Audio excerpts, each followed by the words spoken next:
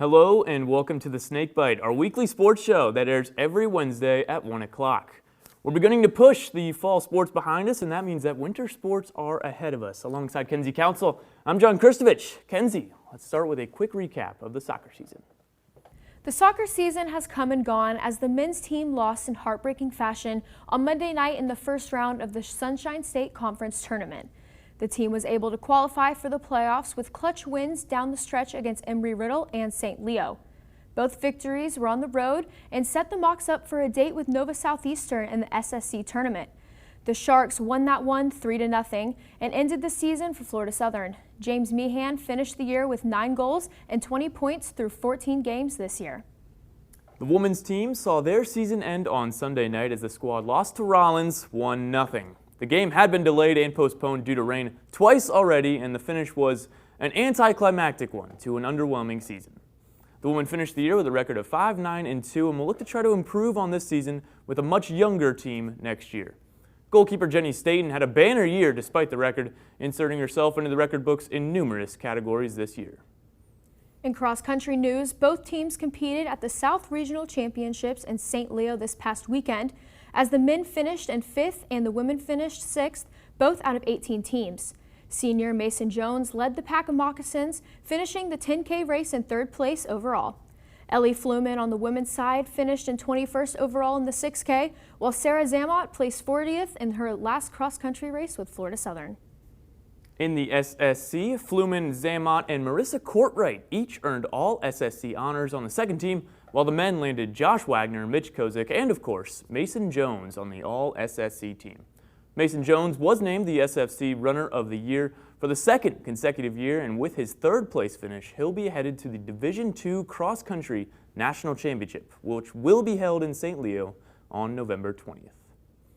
Florida Southern hosted their first swim meet of the year this past Friday as Indian River State College came to visit the Nina B. Hollis Wellness Center pool for a dual meet.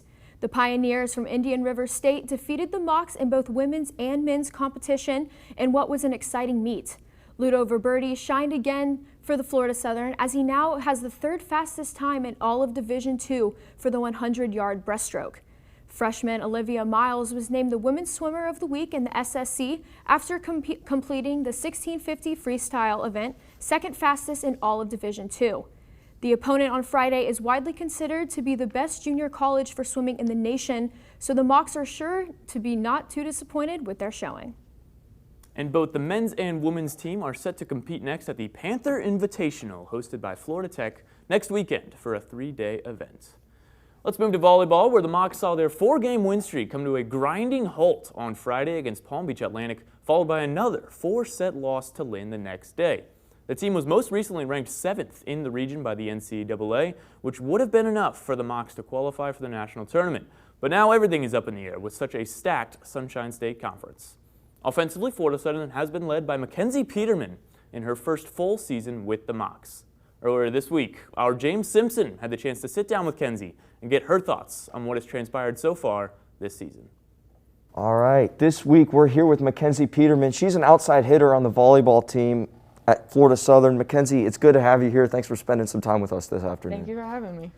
I wanted to start by asking, what's it been like to have this full season after the COVID year last year and the abbreviated season last year?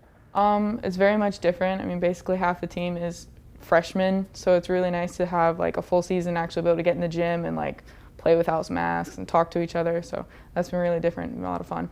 That's awesome. Has it helped team morale a little bit? You feel a little closer to your teammates this year, or? Definitely. Because last year, I mean, we were individuals, couldn't touch like the same ball or anything, and now we're actually able to play with each other, intermingle, and it's been a lot of fun. And Kenz, you lead the team in kills, and you're 3rd in the conference in kills per set. How does it feel to perform so well this year after last year not being able to really get your toes wet as much as you have been able to this year? It's been a lot of fun this year, especially being able to, as you say, play. But I definitely can't just take it all for myself. My teammate has a huge help with me about getting those kills and help me accomplish those. Yeah, and you bring up your teammates. Has there been any freshmen, whether academically, with the COVID year, who've really stood out to you and who've really impressed you this season? I have to give it out to my roomie, Cassidy Markle. She's in the same boat as me. sophomores, so she's been really well. She has a lot of assists this year for the conference. I think she leads in the conference as assists as well, so I got to give it to her. Yeah, I've really enjoyed watching you guys play when I've been on the sidelines. And the team has really only been 3-0'd by conference opponents, I think 2 times this year. What's it like knowing that you can hang in there with the best of them?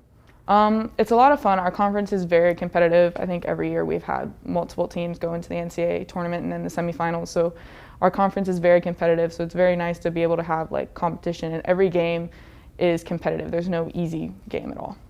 Yeah, I've noticed you've had a lot of 5-set victories. What was the message from the coaching staff knowing that you're coming into a week with a lot of really important matchups that could make or break the postseason?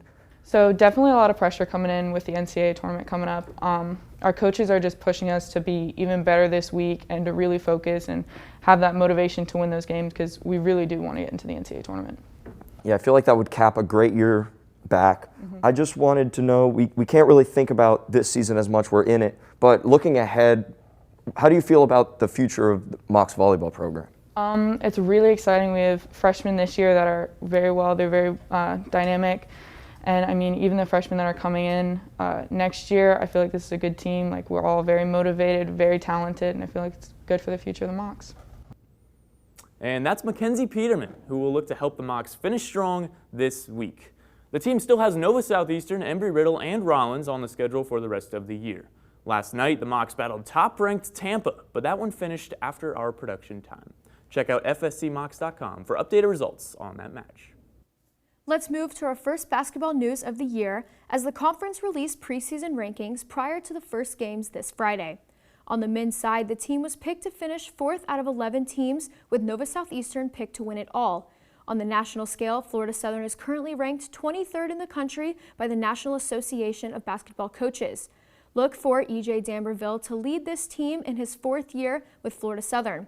The team begins their season this Friday against the University of West Alabama in the SSC Gulf South Challenge. And on the women's side, the team is picked to finish 2nd in the conference behind only the University of Tampa. Last year, the Spartans knocked the Mocs out of the playoffs with a 1-point victory in yet another chapter of their storied rivalry. Julia Jenneke will be back for another year this season, and the Mocs have brought in some transfers that Coach Betsy Harris hopes will help push her team over the edge this year. Their first match will be this Friday against Lee University. That brings us to our Week in Mocs History segment, and this week we look at November 10th, 1981, the date of the first SSC tournament in volleyball history. The tournament consisted of 4 teams and was played over the course of a single day, hosted by Florida Southern. The Mocs defeated Eckerd in 2 sets, winning both 15-0, and then beat Tampa in the finals 15-12 and 15-7. The tournament was discontinued after the 1985 season. That's all we got for you this week on the Snakebite. I'm Kenzie Council. He's John Christovich. We'll see you next Wednesday at 1.